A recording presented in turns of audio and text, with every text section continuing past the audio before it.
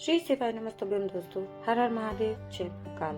मैं प्रतिभा शर्मा एक बार फिर से स्वागत करती हूँ आप सबका अपने YouTube चैनल पर। दोस्तों, 16 श्राद्ध यानी कि श्राद्ध पक्ष के 16 दिन जो कि बहुत विशेष, बहुत ही महत्वपूर्ण है, जो अब समाप्ति की ओर है। आज यानी कि 30 सितंबर को है प्रदोष का व्रत, जो है द्वादश तिथि है। आज का दिन बहुत ही विशेष, बहुत ही महत्वपूर्ण है, क्योंकि आज के दिन बहुत सारे और बहुत विशेष योग बन रहे हैं, बहुत ऐसे संयोग दुर्लभ बन रहे हैं कि आपको आज का दिन नहीं छोड़ना चाहिए। इस दिन का आपको पूरा उपयोग करना चाहिए। दोस्तों, आज 30 सितंबर यानी कि आज है द्वादशी तिथि, साथ ही साथ है प्रदोष का दिन।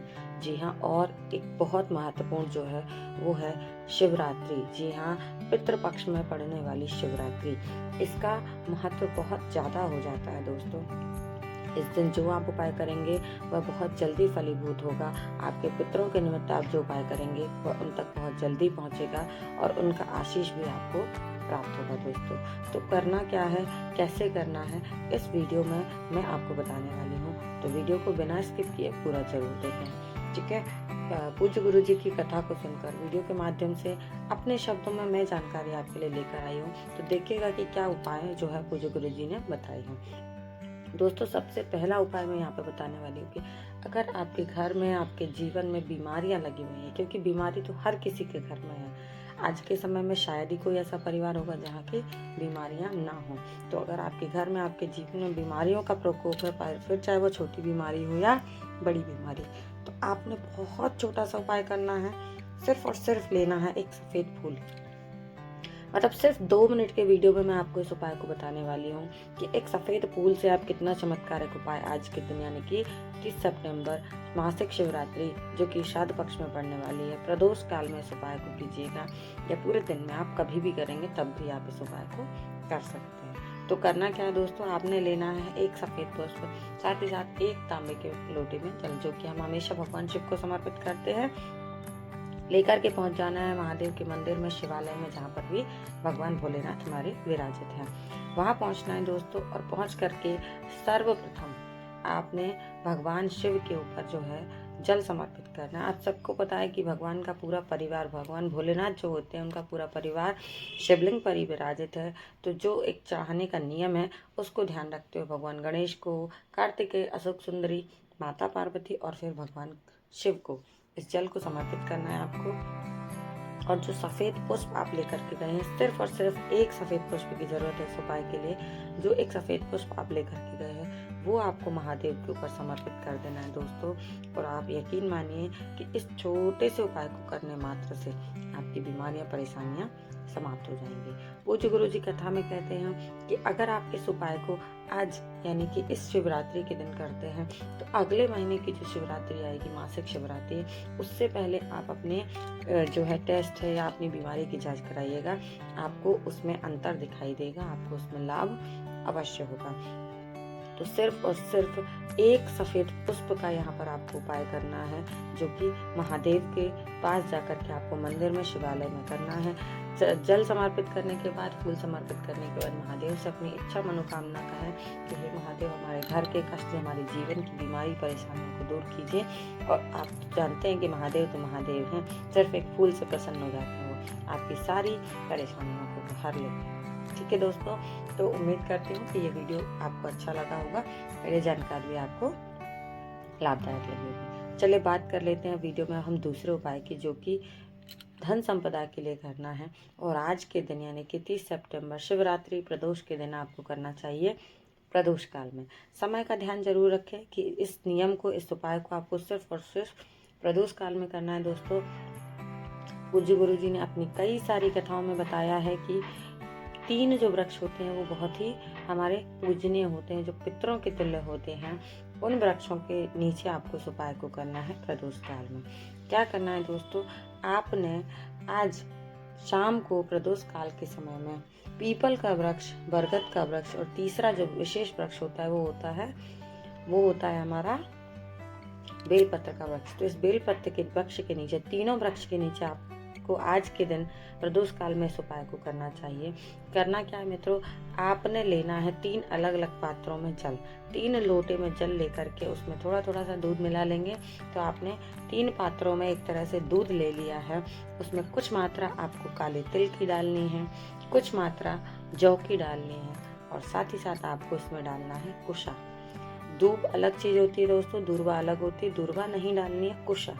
कुशा आपको मार्केट में मिल जाएगी, ठीक है। उस कुशा को आपको डालना है।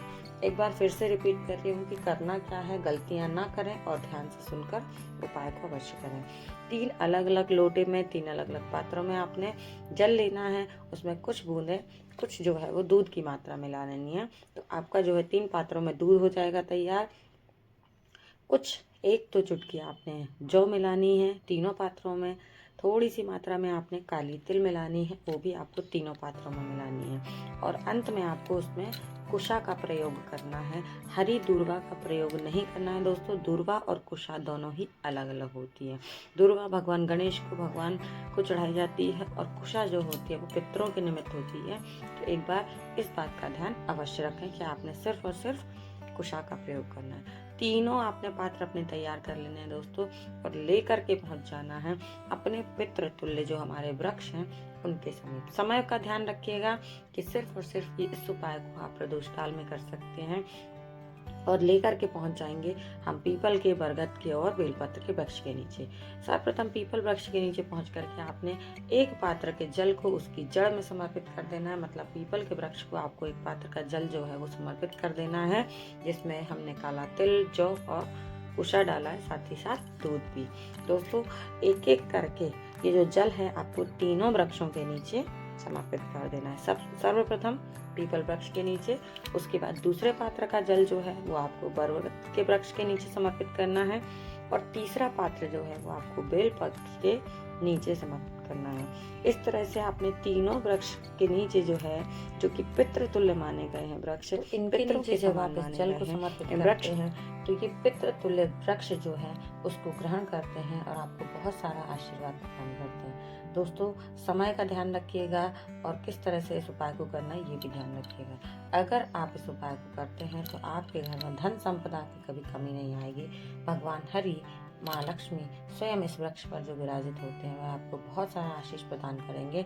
इस उपाय को करने मात्र से आपके घर की जो भी, जैसे कि व्यवसाय नहीं चल रहा है, नौकरी नहीं चल रही है, आपकी दुकान पर कस्टमर आने बंद हो गए हैं, जो बिजनेस है आपका वो करीब करीब बंद सा हो गया है, तो ऐसे कुछ भी परेशानी आप अपने जीवन में देख रहे हैं, आपके घर में संतान नहीं हो रही है, 10 साल 20 साल 40 साल तक लोगों को हो चुके हैं और संतान की प्राप्ति नहीं हो रही है, तो आपको आज के दिन यानी कि 30 सितंबर मासिक शिवरात्रि श्राद्ध पक्ष में इस विशेष उपाय को जरूर से करना चाहिए, ताकि आपके जीवन की कोई भी इच्छा मनोकामना है जो पूर्ण हो। चाहे वो धन व्यापार को लेकर के हो, चाहे संतान को लेकर के हो, चाहे नौकरी को लेकर के हो, या फिर विवाह को लेकर के हो। ये छोटे छोटे से उपाय आपको जरूर करने चाहिए। और आज का विशेष दिन जो है इसे हाथ से जाने नहीं देना है दोस्तों। पूज्य गुरु जी ने अपनी कई सारी कथाओं में बहुत सारे उपाय बताए हैं, लेकिन आज का दिन बहुत ज़्यादा महत्वपूर्ण है। इन 16 श्राद्ध के दिनों में से इस एक दिन को बहुत महत्वपूर्ण माना गया है, क्योंकि प्रदोष भी है, मासिक शिवरात्रि भी है और सोमवार का दिन भी है। तो बहुत विशेष दिन पर इतने सारे संयोग बने हैं, इसलिए यह दिन बहुत ही ज़्यादा विशेष हो जाता है। दोस्तों पूज्य गुरु जी की कथा को सुनकर वीडियो के माध्यम से अपने शब्दों में मैं कुछ जानकारी आप सबके लिए लेकर आती हूँ, और उम्मीद करती हूँ कि यह आप सबके लिए लाभदायक होती होगी। तो अगर आपको वीडियो जरा सा भी अच्छा लगता है, जानकारी थोड़ी सी भी पसंद आती है, तो इसे लाइक कीजिए और ज़्यादा से ज़्यादा लोगों तक शेयर कीजिएगा, ताकि उन तक भी ये जानकारी पहुँचे। अगर आपको कुछ समझ ना आया हो तो आप कमेंट करके पूछ सकते हैं। कमेंट में महादेव के, माँ लक्ष्मी के, हरि के किसी एक नाम का स्मरण जरूर करें, और ऐसी ही जानकारी देखने और सुनने के लिए मेरे साथ मेरे चैनल पर बने रहें। अगर आप मेरे चैनल पर पहली बार आए हैं और मेरी आवाज़ पहली बार सुन रहे हैं, जानकारी महत्वपूर्ण लगती है या कुछ और जानकारी आप जानना चाहते हैं, तो कमेंट बॉक्स में मुझे ज़रूर बताएं कि किस तरह की जानकारी आप मुझसे प्राप्त करना चाहते हैं। मैं उस तरह की वीडियो बनाने की कोशिश करूंगी और आप तक उन जानकारियों को पहुंचाने की कोशिश करूंगी। दोस्तों तो जो भी आप देखना चाहते हैं कमेंट बॉक्स में ज़रूर बताइएगा, और माता का या भगवान का कोई एक नाम जरूर लिखें। जय पितृदेव लिख सकते हैं, और मिलेंगे अगले वीडियो में। ऐसी ही कुछ महत्वपूर्ण जानकारियाँ देखने और सुनने के लिए मेरे साथ बने रहें। मैं प्रतिभा शर्मा फिर से लेकर आऊँगी कुछ नई जानकारी आप सबके लिए। तब तक के लिए श्री शिवाय नमस्तुभ्यं। हर हर महादेव। जय महाकाल। जय पितृदेव।